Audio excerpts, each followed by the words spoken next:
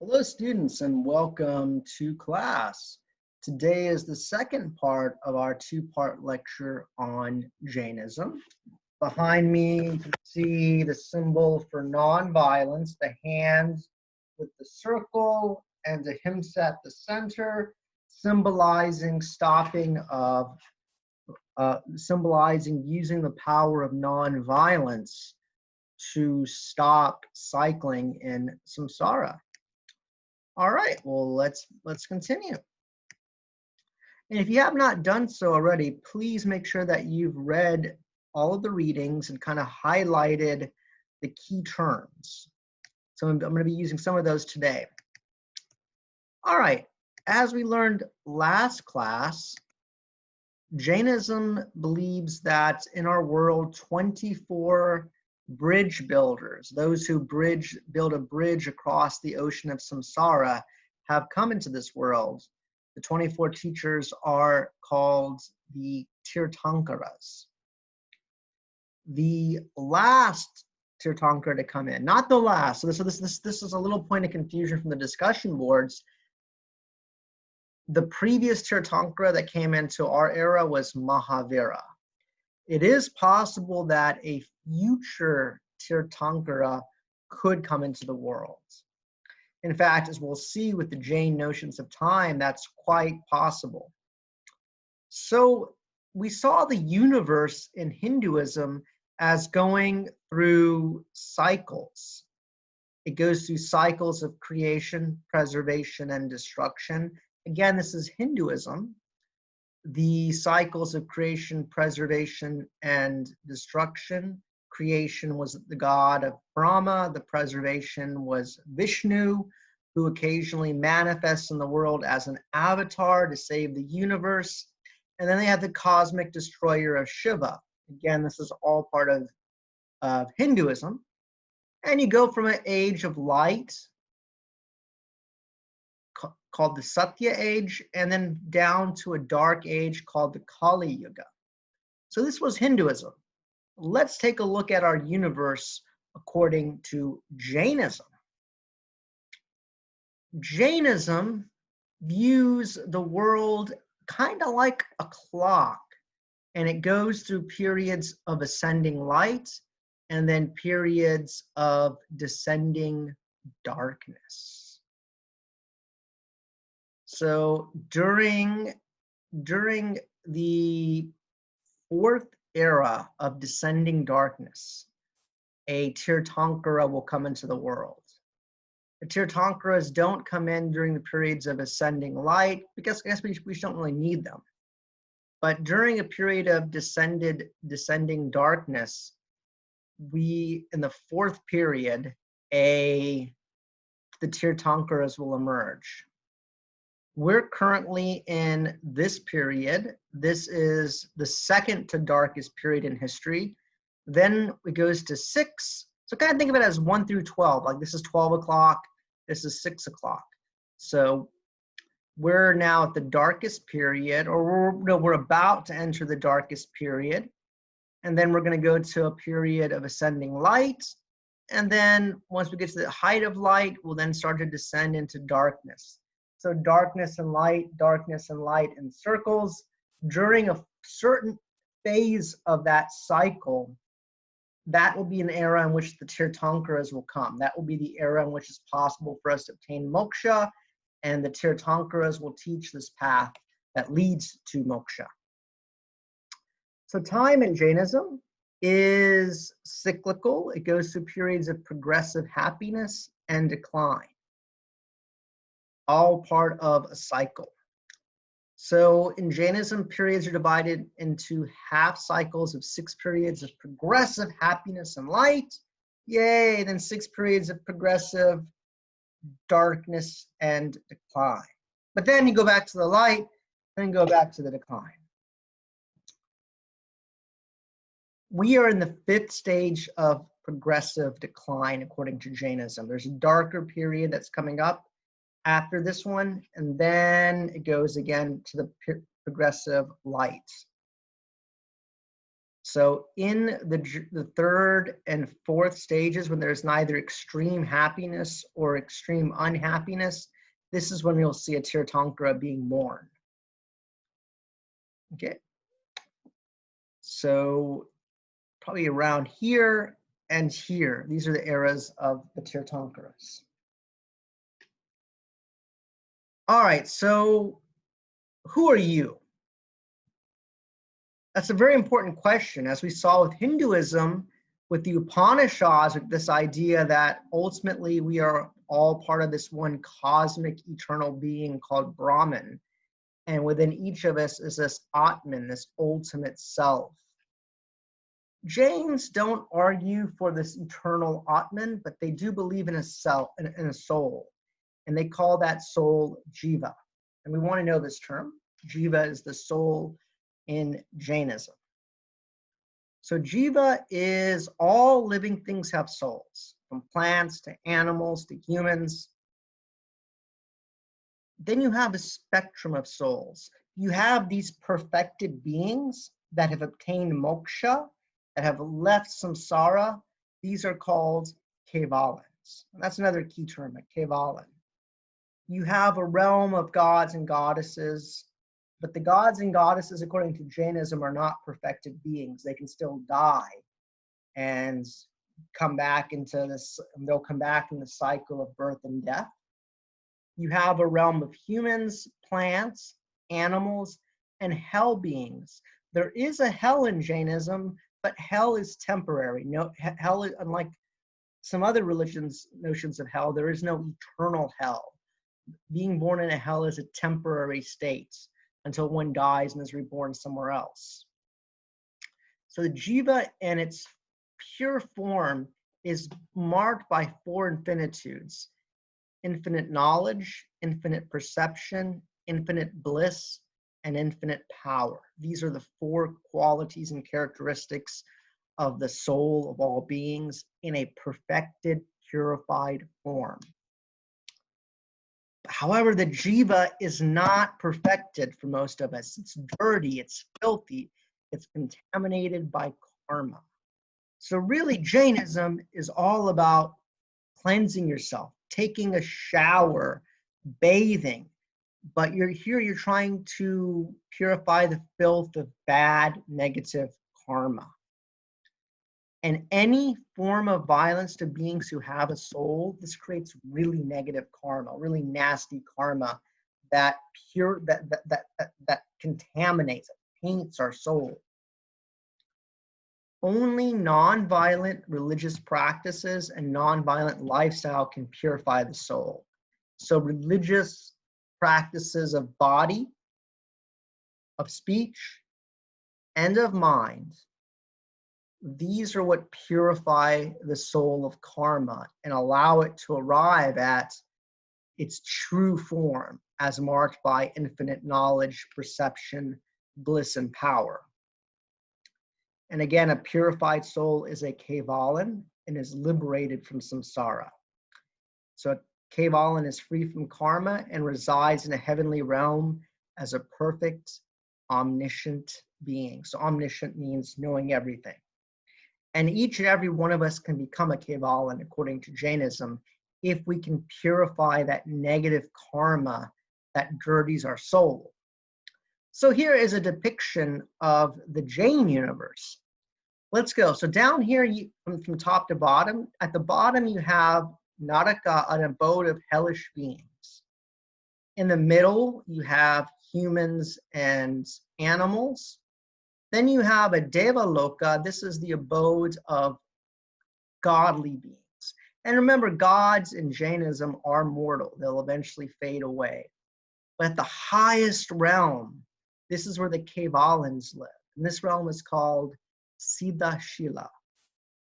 Siddhashila, the abode of liberated beings. All right, 1676 to 177 in the packet readings, this is the readings you did last week, has an explanation of the Jain notion of karma. Let's take a look. Karma means action. This goes back to what we saw in Hinduism. and it originally referred to the ritual actions of the Vedas. And it can be best encapsulated by this phrase, you reap what you sow, and what goes around comes around. This is the key belief shared by 3 South Asian religions, Hinduism, Jainism, and Buddhism. Sikhism also believes in karma. Jain belief, Jain system is unique in that karma is physical matter. It is stuff. It exists in a physical form. A tiny molecular level, but nevertheless it exists as physical. And that's unique about Jainism. And that could be like something that you might see like on a test or a quiz at some point, you know, true or false. The Jains believe that, you know, karma is physical matter. Or what religion have we studied that views karma as physical matter? Well, that would be Jainism. Karma is material in nature, and through our words, our thoughts, and our deeds, we produce these tiny little karmic particles, these karmic physical particles, and these particles come and they cling to the soul. They come and they cling to a soul, and they dirty the soul, and they contaminate the soul, and they weigh the soul down so the soul cannot ascend to Siddhashila and become a perfected being, a Kevalan. So the problem of karmic particles according to Jainism. Karmic particles, both good and bad, weigh down the soul and keep it bound to samsara. So long as the soul has even the smallest iota of a karmic particle, it will remain weighed down and trapped in samsara. The soul is colored by the type of karma they're polluted by, with darker souls having more negative karma and lighter souls having more positive karma. So long as the jiva is colored by karmic particles, good or bad, it will be bound in samsara. And there are 2 types of karmic particles: Gaitya karma, that governs the nature of the soul, and then agaitya karma, which determines the conditions of embodiment and rebirth, whether someone will be reborn rich or poor, human or an animal. Where they'll be reborn in the universe is determined by the agaitya karmas. Okay, so here we have a dirty mirror, and that's kind of an analogy in Jainism. This filth, it obscures the clarity, the luminosity of the mirror. And here we can see a dirty cloth. So because of our karma, the soul gets stained. And it said that a individual who has lots of lust, lots of desires, especially for desires of the senses, whether it's fine food, luxurious beds, physical intimacy, an individual who's bound like that is like a very, very moist, wet cloth. If you take a moist, wet cloth and you wipe it across the table, well, then it's going to get dirty and all the dirt from the table gets attached to it. So too is the individual life in Jainism. If you're full of desires and wants and cravings, you're going to go about living a life that harms other beings and filthies the soul. Right? And it'll keep one bound in one of these realms. So what are the Jain practices? How do you purify the soul? All right, and this is all from the packet readings, so please do refer to these pages, 179 to page 181. Right faith, this is Samyak Darshan, and these are all key terms we want to note. This is faith in the teachings of the Jinnas, the victors, those who are the Tirthankaras. Right knowledge, Samyak Gyan or Samyak Jnana, this is knowledge of the teachings of the Jinnas, what the Jinnas taught. Right conduct, Samyak Charita, this is the practice of 5 basic principles. And we're going to see this again in Buddhism, This is first above all nonviolence, not harming any beings. Speaking always the truth, not stealing. Sexual purity. This means in the Jain context, like many traditional societies, sex is only permitted within the context of marriage. If one is a monk or nun, this means not engaging in any sexual activity, remaining abstinent. And then non-possession. Monks and nuns are to have as little as possible, as little as needed to survive. Likewise, the individuals who are not monks and nuns are stressed to live a very simple life. Okay, and the Jain diet. The Jain diet is strictly vegetarian. I don't know if any of you are vegetarian out there. If you are, maybe talk about being vegetarian in this week's discussion board and what you eat. What are your favorite vegetarian foods? It's related to Jainism. So the Jains will not eat meat. Many will not even eat roots that come out of the ground. Some, but not all, refrain from intoxicants. But nevertheless, the Jains have developed a very fine, Jains eat a lot of food, some sort of Indian food, but vegetarian Indian food. So ahimsa, don't kill life. That's the base of it. No meat eating. I've met Jains who will drink alcohol, who might, smoke some cigarettes, maybe eat some junk food, but they will not eat meat. This is one really big principle of Jainism, and both a marker of religious and cultural identity as a Jain is not eating meat. So don't consume items abundant in life forms, including honey, alcohol, and eggplants. No root vegetables like potato, radishes, onions, and garlic. Some Jains might not be so strict on this dietary point. However, most Jains, I would say the overwhelming majority, don't eat meat. They're very strict vegetarian. They might be a little bit lax about, potatoes or garlic. Jains do not strain Jains will drink water that's been strained or boiled. And the strictest of Jains, this is the really intense practitioners, eat only fruits, nuts, and milk, which are acceptable because they are byproducts of living beings, not the actual living beings themselves. So sometimes the fruits will only be those that have already fallen from the tree, so you wouldn't pluck one from the tree. Okay, and this also means don't take an occupation that involves killing. And Jains are typically merchants. They avoid work as farmers because farmers, while plowing the soil and whatnot, can end up killing insects. They don't join the ranks of the military, typically not. Although they could in modern day India, but they're typically in the merchant class and often very wealthy. In fact, the wealthiest minority group in India. However, self-defense is permissible in Jainism, but the ideal is to do as little harm as possible when defending yourself. All right, so now we're going to meet the Jain monks and nuns. There are two categories of Jain monks and nuns. One group, and here's the simple way of differentiating the two groups. One group, the monks will wear clothes. The other groups, the monks will not wear clothes. The largest group is called the Shvetambara, and these are the white clad. These were the Jains will wear white cloths, and the nuns will wear white cloths.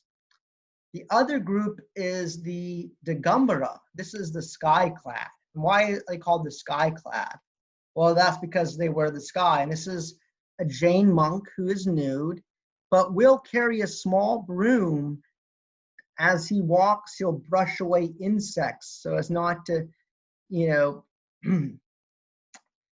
stand and or step on a living being.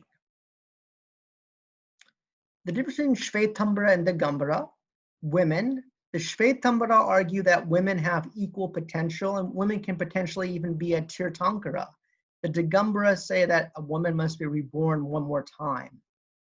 Clothing, The Jains have, again, the Shvetambara will wear white cloths if they're monks and nuns. A Digambara monk will go nude, whereas a woman will wear a cloth. They have different theological views on the nature of what a Jina or Tirthankara is. We're not going to go too much into that. And they also have slightly different canons or collections of religious scriptures. All right, so again, we're talking about practices to purify negative karma, the feeding of holy persons. This is a very, very common way in both Buddhism and in Jainism. To feed a monk or nun is to purify negative karma. And this monk will not eat from any silverware, he'll eat straight from his hands. He will not also use any plates as well. The most controversial practice and rare practice is Salekana. This is a woman who has passed away, but she has passed away, and you can read about this on 183. She passed away by fasting on to death, by not eating anything. So one will enter a yogic posture and refrain from eating or drinking, and dying in this way is said to produce moksha or liberation. Important that only a select few are said to be prepared for this practice, so it is quite rare. All right, some other practices, these are by laymen and laywomen. Non-violence, again, trying as much as possible not to harm any beings. There is a practice, and this is another key term found on page 189, pratikramana. This is standing still and confessing one's sins as a way of purifying oneself. Meditation, so quietly focusing on an inward state, refraining from action. Studying and reciting the scriptures of the Jain teachers. Puja, we saw this in Hinduism. It is the worship or veneration of a deity inside of an image. Typically, Jains don't believe that the image contains an actual deity. The Jains believe that this is simply a symbolic representation of the jinas, of the Tirthankaras. And the biggest comparison to Hindu puja is that they both will emphasize this idea of darshan, of seeing or being seen by the sacred image. That's something worth noting. You do have this idea of darshan in both Jainism and Hinduism. You do have the worship of lesser gods and goddesses and spirits. Some of these are shared with Hinduism. For example, the god Ganesh, the goddess Lakshmi, they're very popular, but are seen as being lesser than the Tirthankaras. And these are all borrowed from Hinduism. And many of the Hindu gods are portrayed as servants of the 24 jinas and Tirthankaras. So while the Hindu gods are not said to be false gods, they're brought into Jainism and said to be, oh, but they're lesser than our great 24 Tirthankaras. Pilgrimage is pretty popular in Jainism, especially going to sites believed to be associated with the 24 Tirthankaras. And finally, we're going to look more closely at an image of Jainism. This is the swastika, not to be confused with the Nazi context. Here, the swastika represents the 4 states that a being may live in. Here is the realm of heaven. This is where the gods are. This is the realm of the humans. This is the realm of the animals. And this is the realm of the hells. Above the swastika, we have the 3 jewels of right conduct, right knowledge, and right faith. And above here, this represents the abode of Siddhashila or Siddhaloka. This is where the beings who have obtained moksha goes. And so this is the abode of those who've obtained moksha via the 3 jewels. And they've been liberated from this realm of samsara. Okay, that will conclude our lecture for today on Jainism. Please stay safe, stay well, and stay tuned.